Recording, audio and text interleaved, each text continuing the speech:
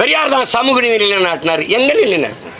என்ன சமூக நீதி? அந்த சமூகத்துக்கு நீதி. மற்ற ஸ்டேட்டுக்கும் இந்த ஸ்டேட்டுக்கும் பார்த்தா தெரியுங்க பெரியார் என்ன பண்ணியிருக்காரு. பெரியார் என்ன பண்ணியிருக்காரு? இங்க இருக்கக்கூடிய ஒரு சாதிய அமைப்பு, பெண்களுடைய நிலையும் மற்ற ஸ்டேட்டுக்கும் நீங்க போனாதான் அந்த வித்தியாசம் தெரியும்.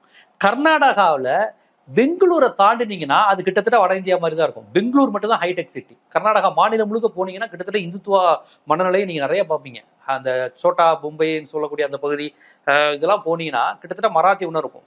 மகாராஷ்டிராலையுமே மும்பை புனே அப்படின்னு ஒரு 4-5 சிட்டியை தவிர்த்துட்டு அங்கெல்லாம் பார்த்தீங்கன்னா வளர்ச்சி படிப்பு எதுவுமே இருக்காது.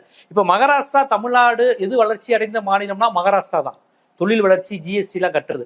ஆனா அதெல்லாம் அவ்வளவு பெரிய வளர்ச்சி மகாராஷ்டிரால யார் மூலம் வருதுன்னா தேஷ்முக், அங்க உள்ள ஷிண்டே, தேவநாத் பட்னாவிஸ்ங்கிற ஒரு 3-4 சாதி, என்ன சொல்லணும்னா 8% அந்த ஜாதியினர் மட்டுமே சம்பாதிச்சு உற்பத்தி செஞ்சு நல்லா இருக்காங்க. அங்க முஸ்லிம்கள் நல்லா இருக்க மாட்டாங்க, தலித்துகள் நல்லா இருக்க மாட்டாங்க. ஒட்டுமொத்த மாநிலத்தின் வளர்ச்சியே அந்த 3%, இடபிள்யூஎஸ் 10% சொல்றாங்க, அவங்களுடைய வளர்ச்சி தான் மகாராஷ்டிராவுடைய வளர்ச்சி. தலித்துகள் நிலைமையை போய் பாருங்க, முஸ்லிம்களோட நிலையை போய் பாருங்க. கர்நாடகாவிலையும் அப்படிதான். தமிழ்நாட்டில் மட்டும்தான் வளர்ச்சி என்றால் வன்னியர்களும் வளர்ச்சி, முதலியார்களும் வளர்ச்சி, பறையர்களும் வளர்ச்சி, உடையார்களும் வளர்ச்சி, பெண்களும் வளர்ச்சி. இன்க்ளூசிவ் குரோத்ங்கிற அண்ணாவுடைய தத்துவம் அதான். இங்க எல்லாருமே வளர்ந்துருப்பான். மற்ற ஸ்டேட்லாம் அந்த நகரங்கள் மட்டும்தான் வளர்ந்துருக்கும். இது ஒரு மகாராஷ்டிராவா மாத்தணும், இது ஒரு குஜராத்தா, இது ஊப்பியா மாத்தணும். அந்த வேலையை தாங்க சீமான் செஞ்சுட்டு வர்றாரு.